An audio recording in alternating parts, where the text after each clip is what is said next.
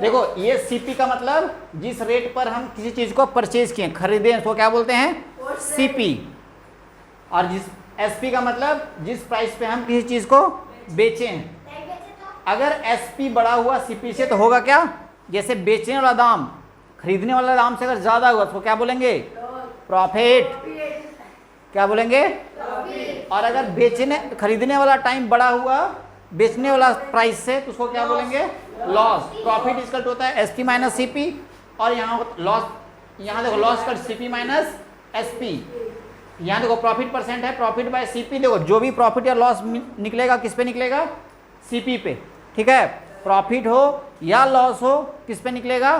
CP पे। जो जिस प्राइस पे हम खरीदे हैं उसको क्या बोलते हैं? सीपी। और हमेशा प्रॉफिट और लॉस उसी पे निकलेगा। आगे है देखो प्रॉफिट परसेंट का फॉर्मूला, ये है लॉस परसेंट का फॉर्मूला। सीपी में ये जो कॉस्ट प्राइस है उसमें दो तीन चीज आता है, जैसे कि जिस रेट पे हम खरीदे, ठीक है, मान लो किसी चीज को 5 रुपए में खरीदे और प्लस जो, जैसे कि मान लो तुम कोई चीज लालपुर में खरीदा और तुमको यहाँ लेकर आना है, उसका जो कॉस्टिंग होगा ना, जैसे जो भी उसका जो मान लो 2 रुपये उस प्राइस लगा लाने का, तो ये दोनों मिलाकर ये एक्चुअल रेट, और अगर मेहनत उसमें जो भी रेंटल चीज़ें लग रहा है, जो भी प्रॉफिट, जो भी उसमें एक्स्ट्रा मनी लग रहा है, उसमें सब किस में जुड़ाएगा? सीपी में। ठीक है, अब इस 7 के ऊपर हम प्रॉफिट लेंगे। 7 रुपये अगर मेरे दुकान तक आने में लगा तो दुकान पे जो मेरा प्रॉफिट होगा वो कितना में बेचेंगे? चाहे 10 में बेचेंगे, चाहे 12 में बेचेंगे, वो प्रॉफिट अपने हिसाब से। लेकिन उसी में से एक पार्ट होता है जिसको हम लोग बोलते हैं एमपी। ठीक है, मार्क प्राइस, मार्केट प्राइस, जो बोलना है बोलो, दोनों। एमपी का मतलब हो जाता है कि जो लेबल है ना, जो लेबलिंग होता है, जो मार्क रहता है उस पर प्राइस। जैसे एक मान लो ये 5 रुपये का इस पर लेबलिंग है ना, तो तुम ये 5 रुपये से कम में बेच सकता है, लेकिन ये 5 रुपये से ज़्यादा नहीं बेच सकता। तो जो भी बड़ी बड़ी कंपनियां होती है ना, उसमें मार्जिन कम होता है। कभी कभी देखना है कोई चीज़ का जो लेबलिंग होता है वो रहता है 200 का, लेकिन वो तुमको 180 में ही दे देगा, है ना? रहता है ना, लेबलिंग किसी में रहेगा 200 का, तुमको दे देगा कितना में? 180 में। क्या कम करके बेचा? नहीं, वो जो रहता है वो मैक्सिमम प्राइस रहता है। जो लेबलिंग रहता है उस पर, जो लेबल्ड प्राइस रहता है, वो क्या रहेगा? Maximum price.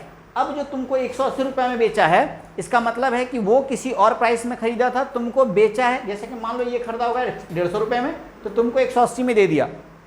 ठीक है, एक बात और समझने वाला चीज़ है यहाँ देखो, अगर मान लो कि कोई फैक्ट्री है, यहाँ पे मान लो कि फैक्ट्री है जो चॉकलेट बनाती है ना, सेलिब्रेशन बनाती है ये। अब मान लो यहाँ पे जो फैक्ट्री है, यहाँ इसको लगता है 80 रुपये बनाने में। ठीक, लेबलिंग है इस पर कितना रुपए का? 100 रुपये का। 100 रुपये का लेबलिंग होता है उस पर। अब समझना है कि ये 80 रुपये से ये 100 रुपये तक का प्राइसेस हैं। अगर फैक्ट्री यहाँ पे है और यहीं पे तुमको बगल में ही बेचना है, मान लो 10 किलोमीटर का डिस्टेंस में तेरा दुकान है, तो तुम ये 80 को कितना बेच सकता है? मान लो 82 में बेचेगा, तभी तुमको प्रॉफिट है, क्योंकि तुम्हारा ज़्यादा का नहीं लगा हुआ नहीं है। इससे ज़्यादा तो कोई होगा यहाँ जो 90 में बेचेगा। लेकिन अगर कोई जम्मू कश्मीर में फैक्ट्री है और तुमको बेचना कहाँ है? कन्याकुमारी, नीचे साउथ में, तो वो वहाँ पे तुम जो प्राइस लेगा वो लेगा कितना? 100 रुपया। वो मैक्सिमम प्राइस होता है, उससे ज़्यादा में बेच नहीं सकते। तो जो एमआरपी होता है वो सबसे मैक्सिमम रिटेलर प्राइस होता है, कि उससे ज़्यादा अगर कोई दुकान वाला तुमको 100 रुपये का मार्किंग है, लेबलिंग है उस पर, और अगर तुमको कोई बोल रहा है कि 105 रुपये ले रहे हैं, तो इस पर तुम क्या कर सकता है? कंज्यूमर फोरम में केस कर सकता है। जैसे तुम लोग कोल्ड ड्रिंक में होता है ना, कि कोल्ड ड्रिंक जब जाता है तो बोलता है ना कि ठंडा करने का 5 रुपये लिए हैं, तो वो एक इलीगल चीज़ है।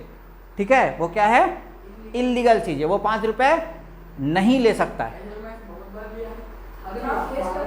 ठग लिया। अब से अगर कोई बोले तो जो लेबलिंग प्राइस है उससे ज़्यादा प्राइसेस नहीं देना है। तो ठंडा करने का, जैसे कोल्ड ड्रिंक है, तो कोल्ड ड्रिंक ठंडा करने का पैसा क्या लेगा? उसका नाम ही कोल्ड ड्रिंक है, उसको गर्म थोड़ी बेचना है। नहीं ना, कोल्ड ड्रिंक को गर्म नहीं ना बेचेगा, तो उसको ठंडा ही बेचना है। समझ में आया बात?